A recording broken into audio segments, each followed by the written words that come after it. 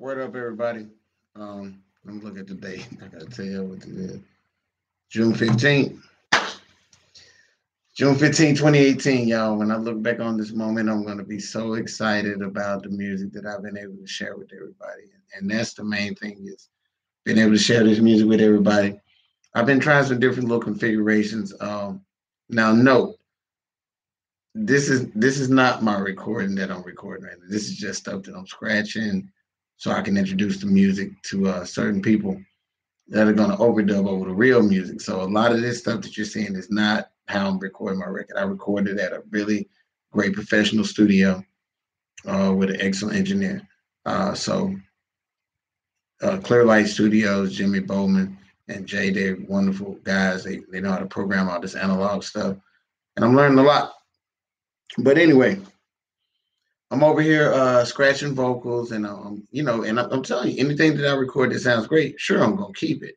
But this is not how I'm gonna record my record. That's my little disclaimer.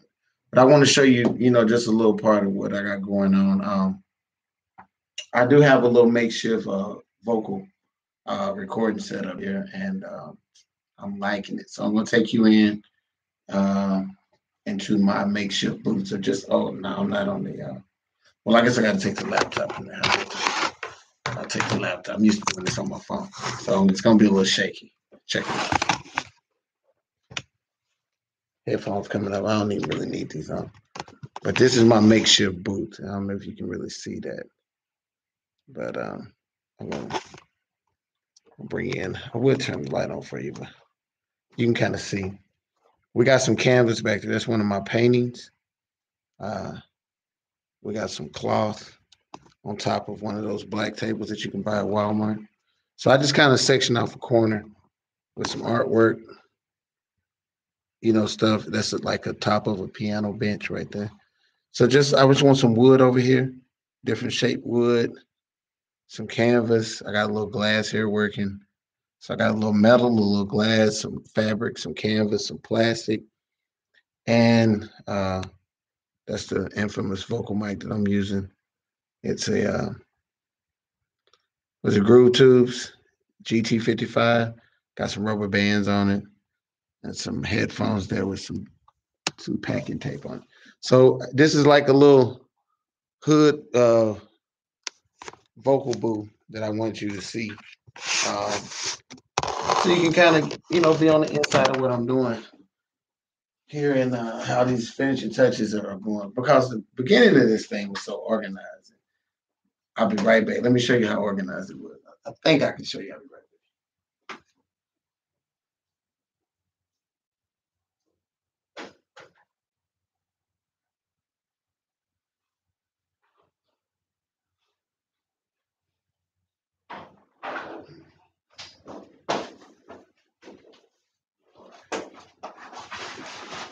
So I appreciate that. I'm sorry about that little dead time.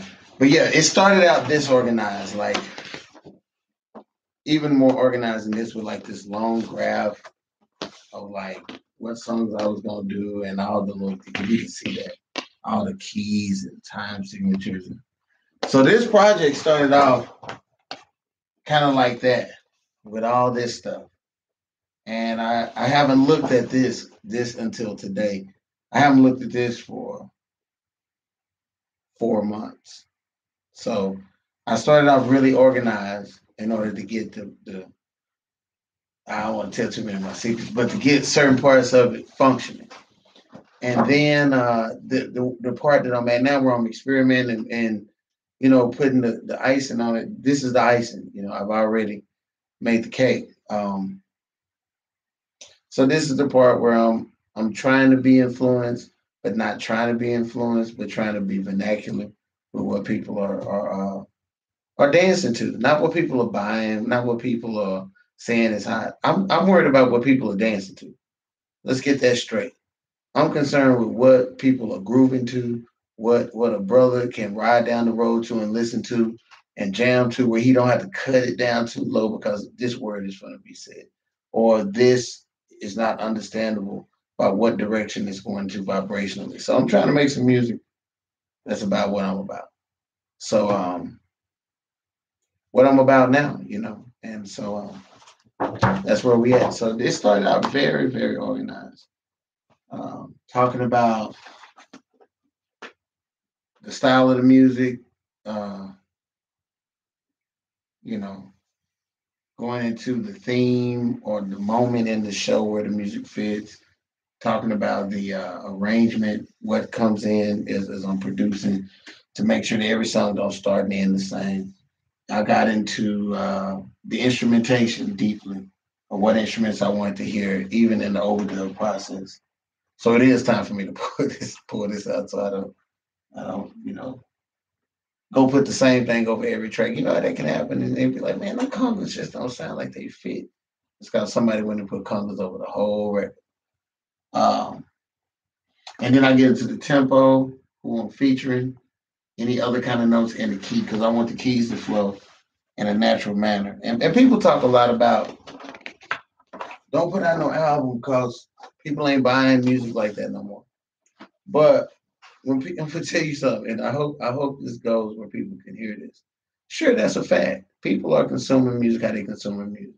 Some people like 8 track, some people ain't ever gonna buy that, right? But at the same time, when you go to a concert,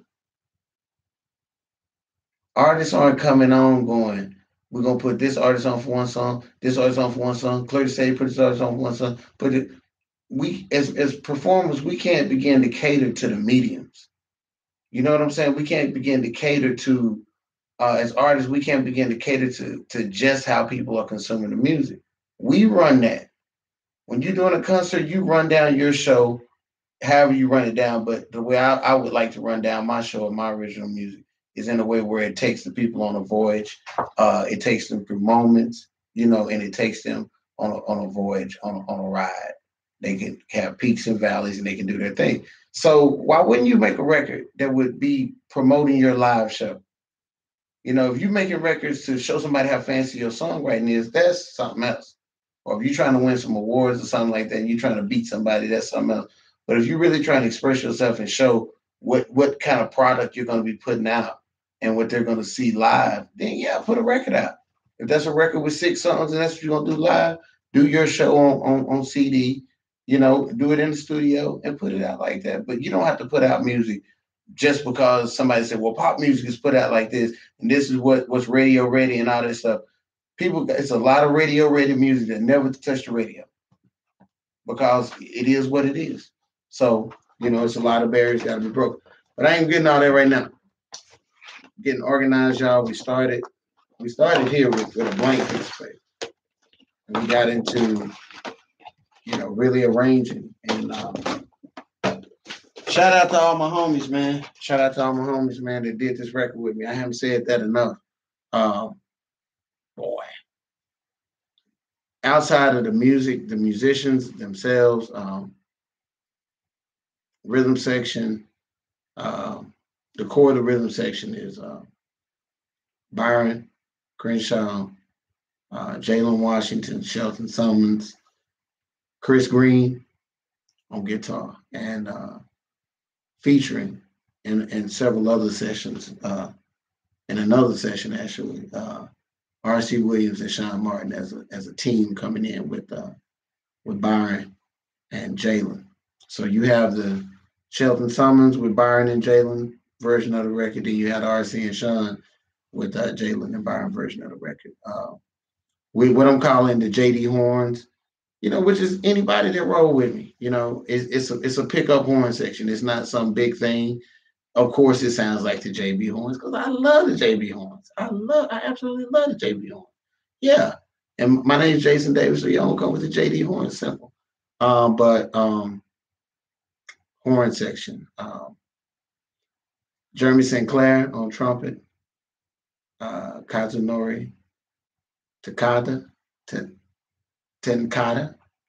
Get your name right, bro. I'm so sorry. And Lee May Williams on trumpet. And also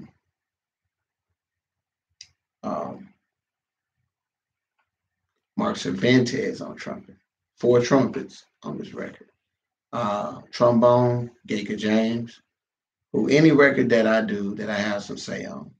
I'm calling Gaka James, and it just goes on and on. All the records that I've done, I've called Gaka.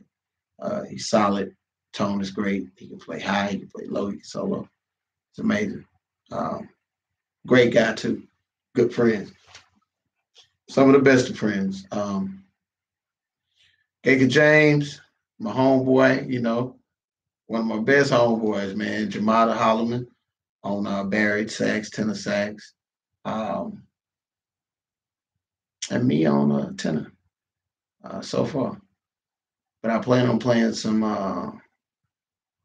alto, maybe some soprano. I got more overdubs. I got Jonathan Moniz on flute. Oh my goodness. I wish I could have had him on some more tunes, but I'm featuring him on flute. And yeah, he's the flute player. He's one of the cats. He's serious. He's a serious musician. Studious. I mean, just great dude. Moniz is playing. I brought Byron Crenshaw back in to play some guitar. Um, I don't know, and I don't know if anybody else is on the record yet. That's why I'm setting up this makeshift studio because it's about to go down. I'm about to do all my vocals, the rap features. Hopefully, get some spoken word. Um, yeah, it's gonna be some good stuff. Been thinking about making this record a little less vocal, but there's some things that need to be explored vocally on this record. I think to mix it up.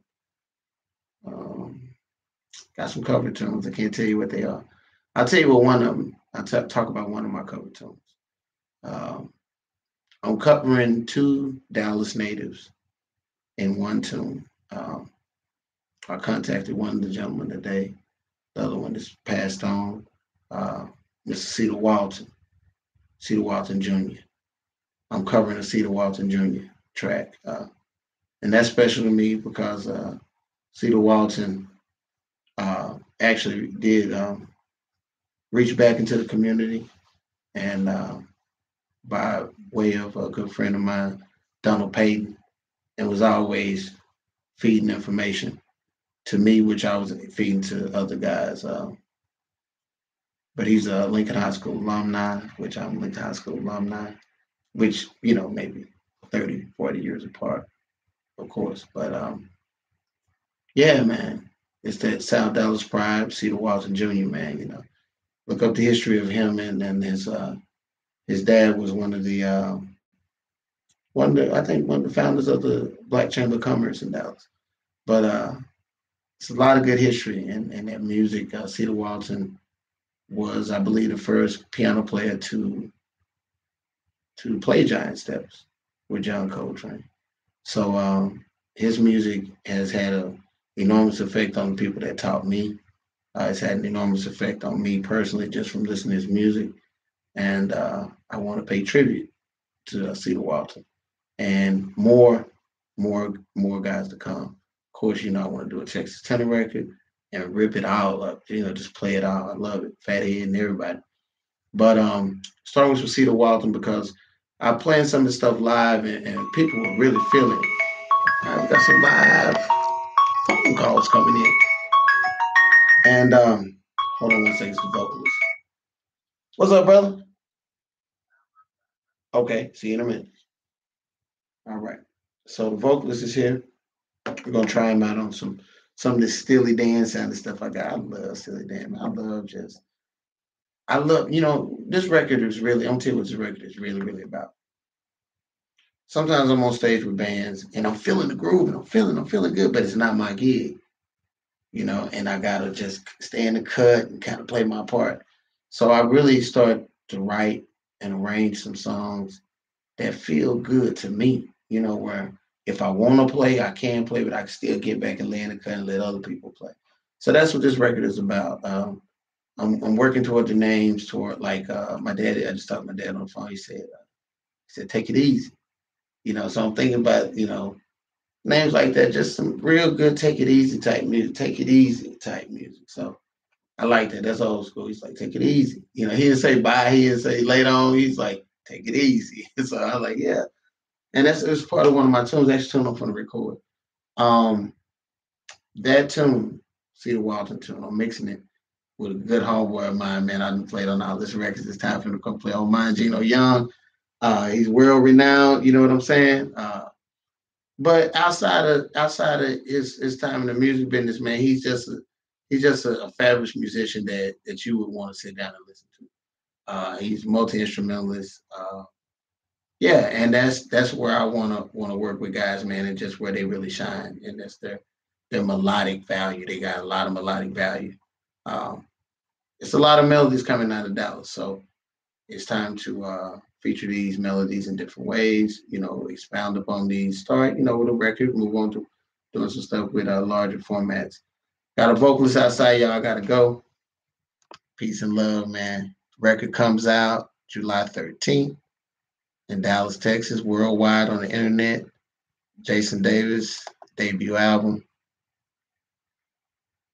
I think it's the one you've been waiting on.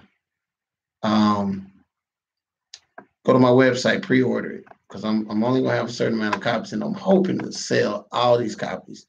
DJ Dunn, Doc D will be playing the record. He got the subs coming. You're gonna get through that boom, that low end. Later on, y'all. JasonDavisJazz.com. See you later.